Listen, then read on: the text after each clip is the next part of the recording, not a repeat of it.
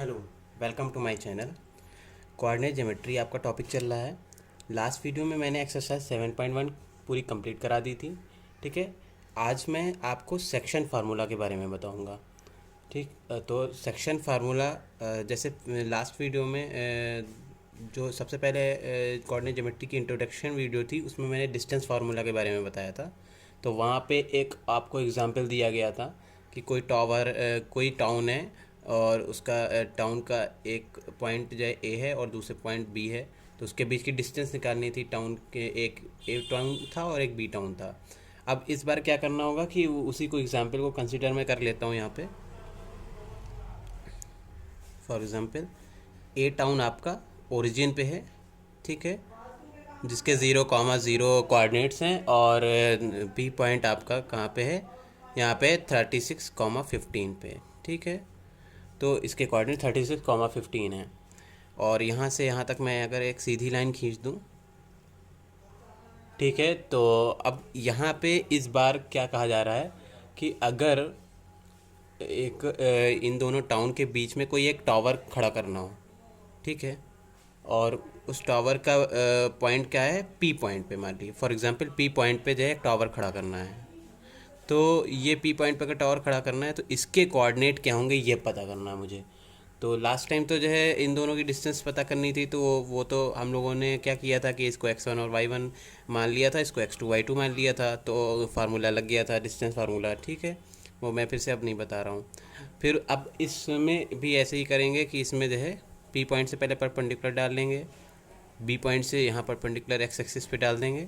ठीक है, ये एक्स एक्सिस है और ये वाई एक्सिस है, और सबको नाम दे देंगे। इसको मान लिए यहाँ पे परपेंडिकुलर डाल दिया, इसको सी नाम दे दिया, इसको डी नाम दे दिया, इसको ई नाम दे दिया। ठीक है, और पी पॉइंट के कोऑर्डिनेट जैसे मान लेते हैं फ़िलहाल एक्स कॉमा वाई। ठीक, अब एक्स कॉमा वाई को मुझे पता करना है और इसकी एक्स और वाई की वैल्यू पता करनी है। तो अभी मैं मान लेता हूँ कि जो पी पॉइंट है ए बी लाइन पे, ठीक है, यानी यहाँ पे जो टावर बनेगा ये अभी ए बी लाइन को 1:2 में डिवाइड कर रहा है। ठीक है, जैसे मान लेते हैं कि ए बी लाइन को ए बी लाइन जो है इसको किस रेशो में डिवाइड कर रहा है, 1:2 में। तो अगर ये 1:2 में डिवाइड कर रहा है तो इसका मतलब क्या हो जाएगा कि हम लोग अगर जैसे ट्रायंगल ले लेते हैं, ट्रायंगल के अकॉर्डिंग अगर ले लेते हैं, क्योंकि हमने परपेंडिकुलर ड्रॉ कर रखी है पी से पी। ठीक है, पी से ड्रॉ की है एक्स एक्सिस के ऊपर और बी पॉइंट से बी ड्रॉ कर रखी है ये। ठीक है, एक्स एक्सिस के ऊपर, और पी सी यानी कि ये पी से सी ये परपेंडिकुलर ड्रॉ कर रखा है पी बी ई लाइन पे। ठीक है, तो अगर हम देखें कि इसमें कौन सा एंगल एंगल ट्रायंगल का जो एक एंगल और एंगल इक्वल होते हैं, दो एंगल इक्वल होते हैं तो वो कॉन्ग्रुएंट एंगल हो जाता है ना। तो उस तरह का सिमिलर ट्रायंगल होता है। सिमिलरली क्राइटेरिया के हिसाब से अगर देखा जाए जो चैप्टर 6 में आपने पढ़ रखा होगा, तो triangle P O D, triangle P O D, ठीक, पी ओ डी जैसे ओरिजिन है तो इसको ओ भी तो मान सकते हैं, तो पी ओ डी, ठीक है, या पी ए डी जो भी कह लीजिए आप। और ट्रायंगल बी पी सी यानी बी पी और सी, यानी ये ट्रायंगल और ये ट्रायंगल आपस में सिमिलर हो जाएगा। ठीक है, सिमिलर हो जाएगा क्योंकि एंगल यहाँ पे ये परपेंडिकुलर है और यहाँ इस पे भी एंगल परपेंडिकुलर यानी 90 डिग्री है, ये भी 90 डिग्री है। ठीक है, तो दोनों का एंगल इक्वल है तो ये सिमिलर हो जाएंगे, सिमिलर ट्रायंगल्स। तो अब क्या कह सकते हैं कि ओ डी अपान पी सी। ठीक है, ओ डी अपान पी सी यानी कि जो है इसका बेस और इसका बेस। ठीक है, ओ डी अपान पी सी किसके इक्वल हो जाएगा, O P upon P B के, यानी कि इसका हाइपोटेनस और इसका हाइपोटेनस। ठीक है, O P upon P B के। ये मैं आपको रूट लेवल पे सेक्शन फार्मूले का डेरिवेशन पूरा समझा रहा हूँ। ठीक है, सेक्शन फार्मूला सिंपल होता है, वो मैं एक लाइन खींच करके भी मैं आपको बता सकता था, लेकिन मैं आपको चाह रहा हूँ कि आपको पूरा डेरिवेशन आ जाए। यानी कि आपको एक ए पॉइंट के कोऑर्डिनेट 0.0,0 है, ठीक है, ओरिजिन पे है, और बी पॉइंट आपका 36,15 है, और उसके बीच में ए बी लाइन पे, ठीक है, जो लाइन खींच दी मैंने उस पर कहीं एक पॉइंट है पी, जिसका x, y अभी हमने कोऑर्डिनेट मान रखा है, अभी पता नहीं इसका निकालना है। और पी पॉइंट से मैंने एक्स एक्सिस पे एक परपेंडिकुलर डाल दिया, और बी पॉइंट से एक्स एक्सिस पे एक परपेंडिकुलर डाल दिया, और पी पॉइंट से एक बीई लाइन पे भी परपेंडिकुलर डाल दिया। तो अब ये ट्रेंगल ओपीडी, ठीक है, ट्रेंगल ओपीडी और एंड ट्रेंगल बीपीसी ये सिमिलर हो गए, क्योंकि दोनों के एंगल ये भी 90 डिग्री है, इसका ये भी 90 डिग्री, तो दोनों के एंगल इक्वल हैं। तो मैंने बताया कि इसका बेस यानी ओडी और इसका दूसरे वाले ट्रेंगल का बेस यानी PC, OD upon PC is equal to इसका हाइपोटेनस ओपी और इसका hypotenuse PB upon OP upon PB के इक्वल है। तो अब हमने अभी बताया आपको कि सॉरी ये रेशियो में एन लग गया, रेशियो होगा खाली। तो O P ratio P B क्या है, यानी कि ए बी लाइन को कैसे पी लाइन ने डिवाइड किया है 1:2 में। तो ओ पी का 1 हुआ और पी बी का 2 हुआ, तो 1/2 लिख सकते हैं यहाँ पे, ठीक है। सिमिलरली हम लोग अगर जो है बात करें, जैसे पिछली बार बेस और हाइपोटेनस की बात की है हम लोगों ने, है ना, तो अब की बार क्या बात कर लेते हैं, ये परपेंडिकुलर और बेस की कर लेते हैं, ठीक है। ठीक, तो ये परपेंडिकुलर तो क्या हो जाएगा पी डी अपान बी सी, ठीक है। पिछली बार हम लोगों ने बेस और बेस लिया था और फिर इस साइड इक्वल में जो है हाइपोटेनस लिखा था।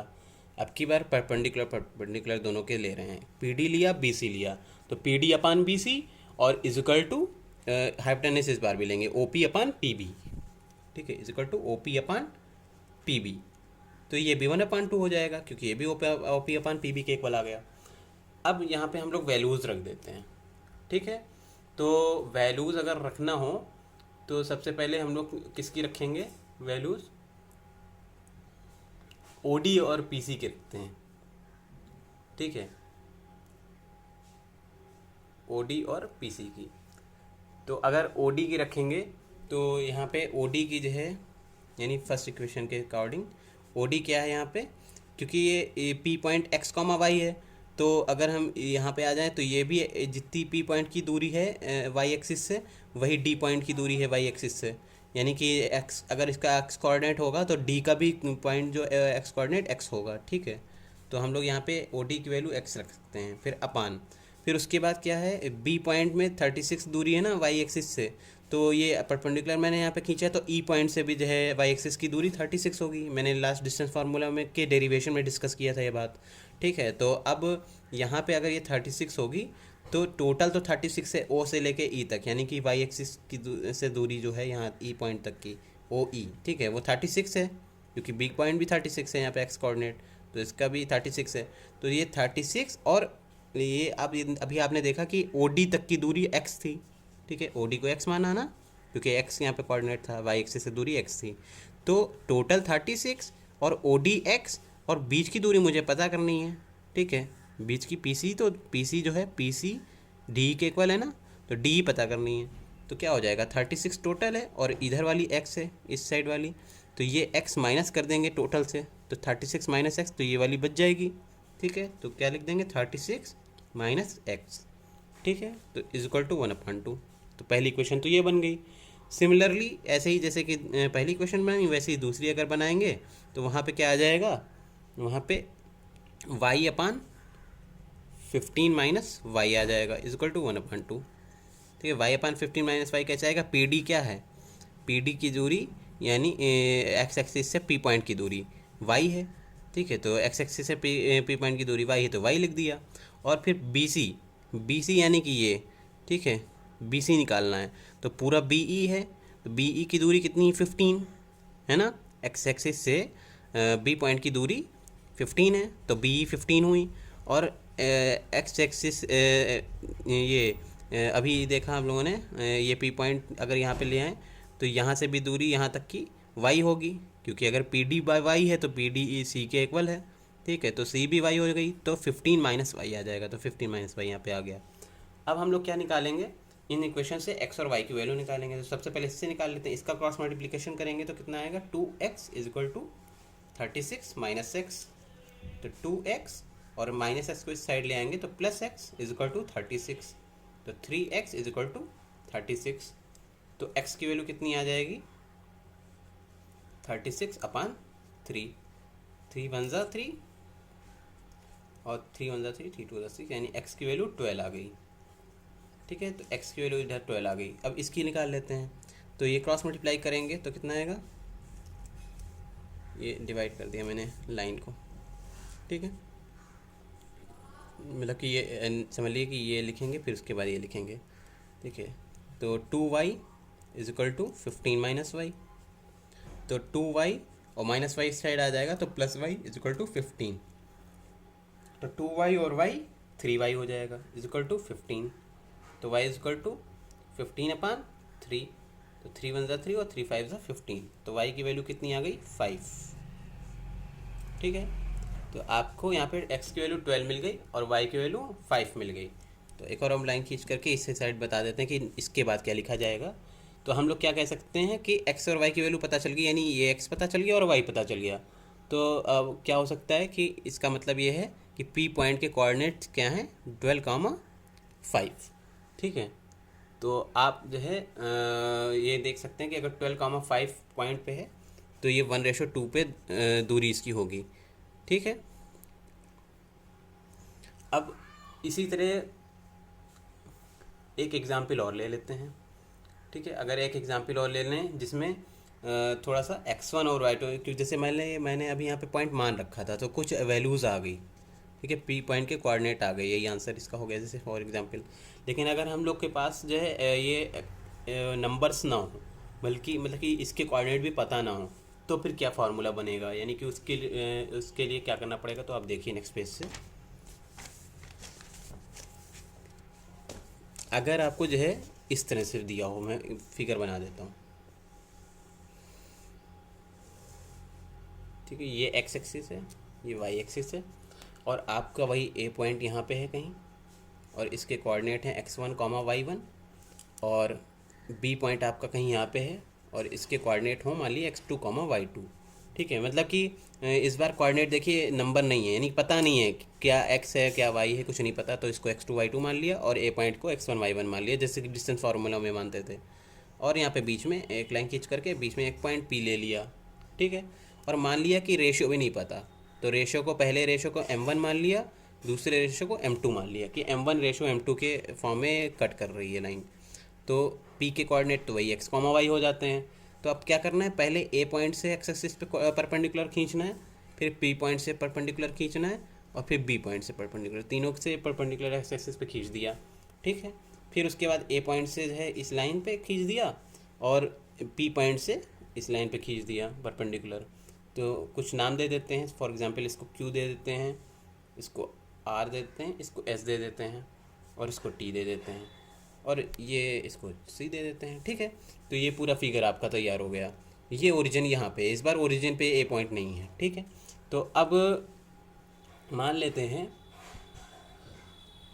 तो यहाँ पे क्या है कि पी और पी बी का रेशियो पता है ना, तो P A upon P B, यानी कि ए बी लाइन को किस रेशो में पी पॉइंट डिवाइड कर रहा है, m1 रेशो m2, तो P A upon P B, यानी P A upon P B क्या इक्वल हो जाएगा, m1 अपान m2 के, है ना, m1 अपान m2 के इक्वल हो जाएगा। इतना तो समझ में आ रहा है, बहुत ही क्लियरली समझ में आ रहा है, इसमें कुछ देखना नहीं है, ठीक है। और ये भी पता है कि triangle P A Q triangle P B C के सिमिलर हो जाएगा, क्योंकि ये 90 डिग्री इसके दो एंगल हैं, और ठीक है ये करस्पॉन्डिंग एंगल हो गया, तो वो मतलब दो एंगल इसमें इक्वल हैं, तो ये सिमिलर ट्रेंगल है।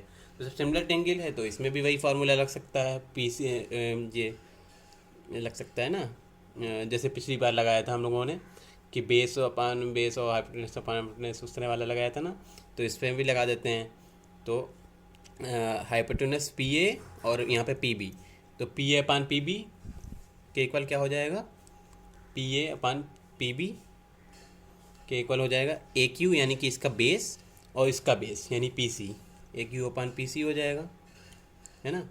और इसी के इक्वल क्या हो जाता था, परपेंडिकुलर भी हो जाएगा, यानी कि पी क्यू इसका परपेंडिकुलर है और बी सी इसका परपेंडिकुलर है ना। तो पी क्यू अपन बी सी भी इसी के इक्वल हो जाएगा। और जब अब आप देखिए कि ए क्यू कैसे निकलेगा, क्योंकि पी ए और पी बी तो पता है कि M1 M2 है, ठीक है, उसको तो प्रॉब्लम ही नहीं है, उसकी वैल्यूज़ पहले से क्लियर हो गई हैं, मान ही ली है उसको, ठीक है। अब ए क्यू निकालना है, यानी पहली ए क्यू वैल्यू।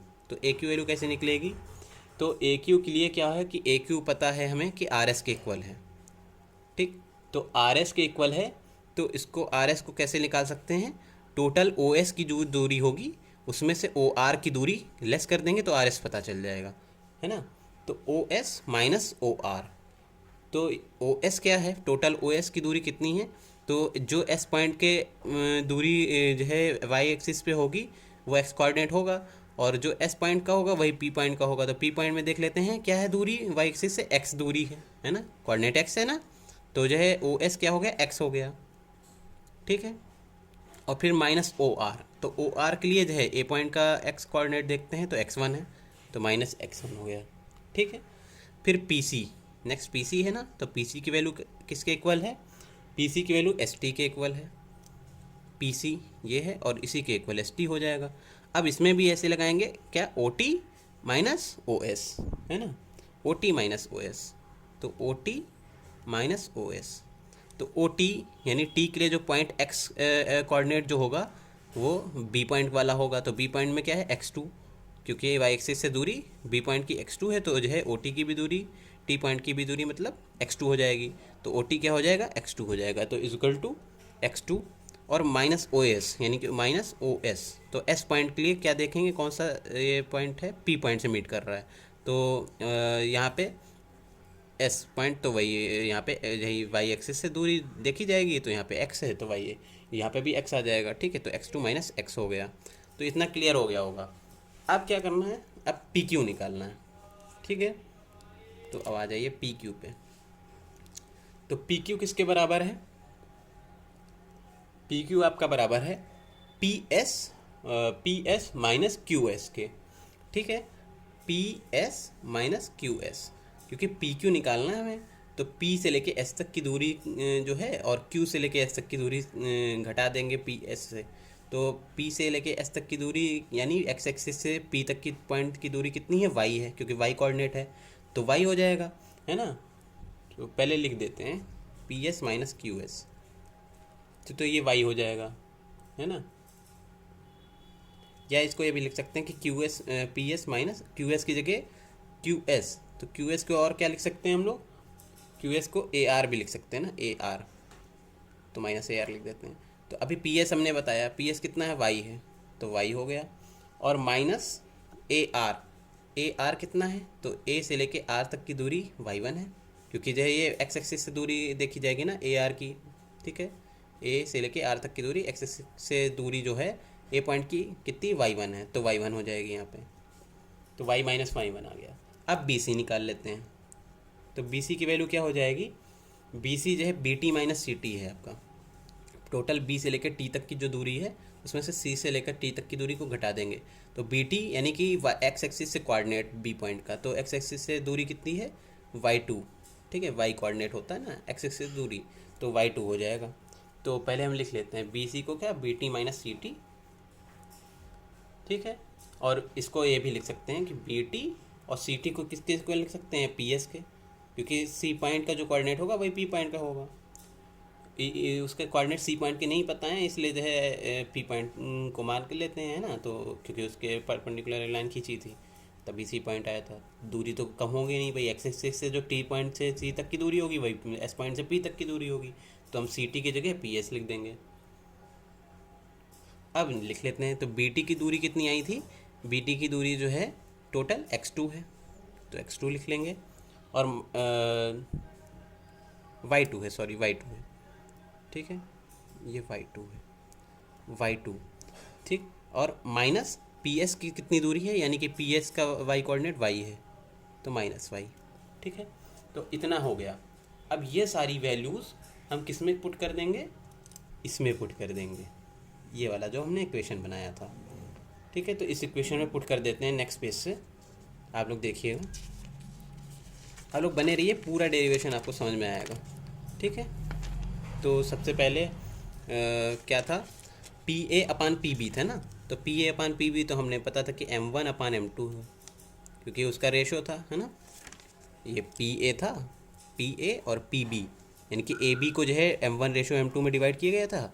तो पी अपान पी बी, देखिए M one upon M two ये लिखा था यहाँ पे हमने, है ना। तो P A upon P B तो हो गया। अब ए क्यू अपान पी सी, तो ए क्यू की वैल्यू क्या निकाली है, ये निकाली है एक्स माइनस एक्स वन, है ना।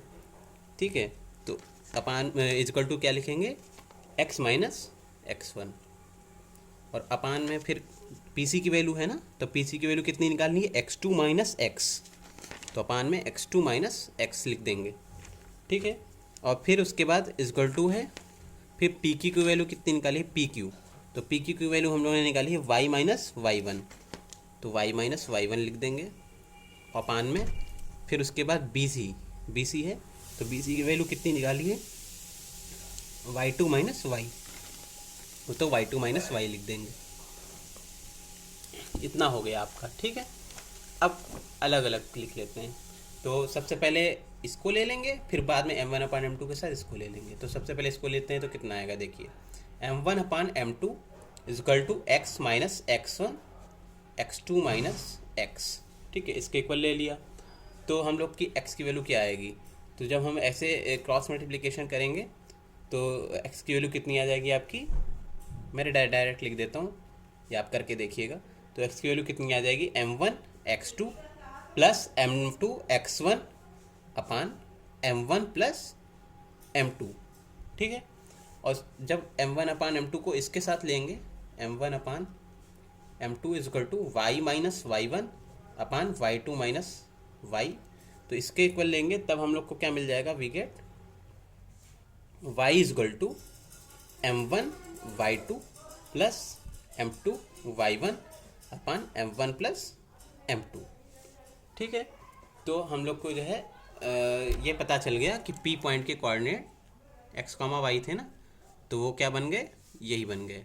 पहला वाला बन गया M one x two plus M two y x one upon M one plus M two, और दूसरा कोऑर्डिनेट क्या बन गया, M one y two plus M two y one upon M one plus M to.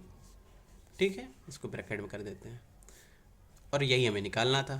तो देखिए आ गया, derive हो गया ये, और सॉरी ये लाइन खींच गई, ऐसे मान लीजिएगा। ठीक है, तो इसी को क्या बोलते हैं, this is known as section formula, this is known as section formula. अब यहाँ तक आपने सेक्शन फार्मूला डिराइव तो कर लिया, लेकिन आपको इसको याद करने की ट्रिक भी होनी चाहिए ना, क्योंकि ये बड़ा फार्मूला है और वो डिस्टेंस फार्मूला थोड़ा छोटा फार्मूला था, तो वो याद हो जाता था, लेकिन ये बड़ा है, तो इसको याद करने की ट्रिक भी मैं बता देता हूँ कि क्या हो जाएगा। कि फॉर एग्जांपल बस सिंपल आप समझ लीजिए, जैसे कोई लोग ज़्यादातर ट्रिक आपको बताते हैं, तो देखिए कैसे है कि ए कॉमा बी, यानी कि एक पूरी लाइन होती है, उस पर कहीं भी पी पॉइंट होता है।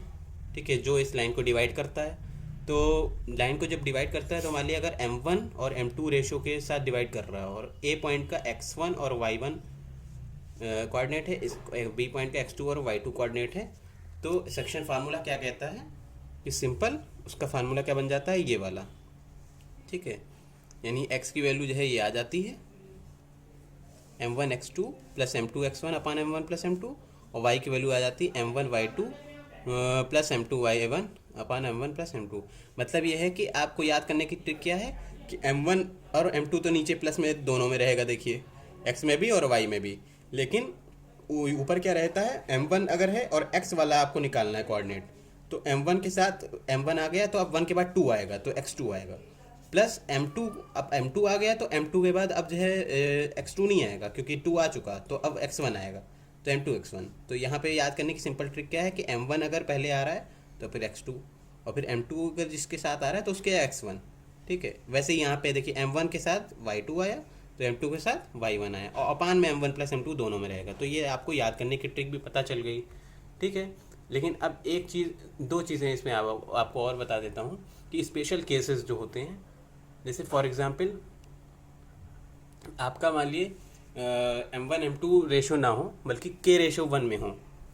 ठीक है, ये लाइन है ए बी, और वैसे ही कोऑर्डिनेट्स हैं, यानी x1 y1 इसके भी कोऑर्डिनेट्स हैं और इसके x2 y2 कोऑर्डिनेट हैं, और यहाँ पे p पॉइंट डिवाइड कर रहा है। लेकिन क्या है कि अब की बार m1 m2 यहाँ पे रेशियो थे, यहाँ पे क्या है k/1 है, ठीक है। तो अब क्या हो जाएगा कि हर जगह जहाँ जहाँ m1 था वहाँ k रख देंगे और जहाँ m2 था वहाँ पे 1 रख देंगे। तो मैं दिखा देता हूँ कि जैसे वाली x वाला अगर फॉर्मूला लिखेंगे तो x equal to m1 x2 होता है ना, तो m1 की जगह k लिखा और x2 प्लस m2 y1 होता है, m2 x1 होता है, तो m2 की जगह लिखेंगे 1 यानी 1 और मल्टीप्लाई x1, है ना, और अपान में m1 प्लस m2 यानी k प्लस 1।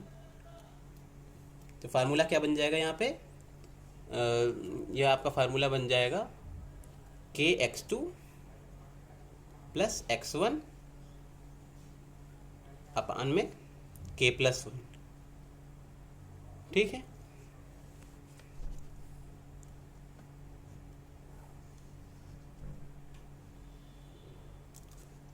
देख सकते हैं आप, थोड़ा सा ऊपर में कर देता हूँ, तो ये बन गया। और y का क्या बन जाएगा, y के लिए भी मैं दिखा देता हूँ। y के लिए क्या बन जाएगा, m1 y2 था, तो m1 तो मैंने क्या मान रखा है, k मान रखा है ना, तो m1 y2 यानी कि k y2 और प्लस m2 y1, तो m2 क्या मान रखा है, 1 रखा है, ठीक है। तो 1 इंटू y1 और अपान में तो वही आएगा, m1 प्लस m2 है तो फॉर रेशियोज क्या है, k और 1, तो k प्लस 1 आ जाएगा अपान में k प्लस 1। तो y इक्वल टू क्या हो गया, k y2 प्लस y1 अपान k प्लस 1। तो ये y के लिए बन गया। तो एक केस हो गया कि जब आपका m1 m2 की जगह रेशो k/1 हो। अब दूसरा केस क्या है कि अगर आपका यही ए बी पॉइंट में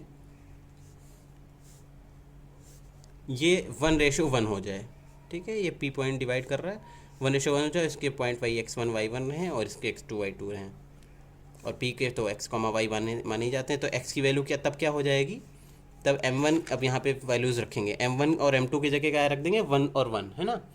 तो यहाँ पे आएगा 1 multiply x2 plus m2 x1 है, तो क्या आ जाएगा 1 मल्टीप्लाई x1 और अपान में 1 प्लस 1, है ना, m1 प्लस m2 है तो 1 प्लस 1, तो कितना आ जाएगा ये x2 plus x1, sorry x1 है ये, अपान में 2, ठीक है। और y की वैल्यू जब रखेंगे तो y इक्वल टू कितना आ जाएगा, m1 y2 है, तो m1 की जगह 1 multiply y2 plus m2 y1 है, तो m2 की जगह 1 मल्टीप्लाई y1 और अपान में m1 प्लस m2 है तो 1 प्लस 1, तो कितना आ जाएगा y2 प्लस y1 अपान 1 प्लस 1 2, ठीक है। तो ये कोऑर्डिनेट्स हो जाएंगे, यानी कि जब 1/1 में होगा तो x का कोऑर्डिनेट हो जाएगा x2 प्लस x1 अपान 2 और y की कोऑर्डिनेट हो जाएगा y2 प्लस y1 अपान 2। तो ये एक तरह से ये भी कह सकते हैं कि p इसका ए बी लाइन का इसमें इस केस में मिड पॉइंट है। क्यों, क्योंकि जो है ये a से लेके p तक की दूरी भी जितनी है उतनी ही p से लेके b तक की दूरी है ना, क्योंकि रेशियो का क्या मतलब होता है, अब यहाँ पे 1/1 का मतलब है कि P A is equal to P B है। क्योंकि अगर आपको दिखा दूँ, अगर एग्जाम्पल यहाँ पे एक दे देता हूँ कि P A upon P B अगर मैं लिखूँ तो क्या हो जाएगा 1/1, नहीं, पी ए पी बी का रेशो अगर 1/1 है तो पी अपान पी बी 1/1 होता है। तो अब क्रॉस मल्टीप्लाई अगर हम कर दें तो क्या हो जाएगा, P A is equal to P B, यानी पी बी पी ए के इक्वल है। तो जब पी बी पी ए के इक्वल है, पी ए पी बी है, तो इसका मतलब ये है कि P इसका मिड पॉइंट है। और आपने पढ़ा होगा कि मिड पॉइंट का जो फार्मूला होता है वो इसी तरह से काम करता है ना। तो उसके लिए बीच के कोऑर्डिनेट, अगर मिड पॉइंट के कोऑर्डिनेट्स निकालने होते हैं तो यही तो करते हैं। तो x की वैल्यू क्या हो जाती है, x2 प्लस x1 अपान 2, एक ये हो जाता है, और y की वैल्यू हो जाती है y2 प्लस y1 या y1 प्लस y2 अपान 2,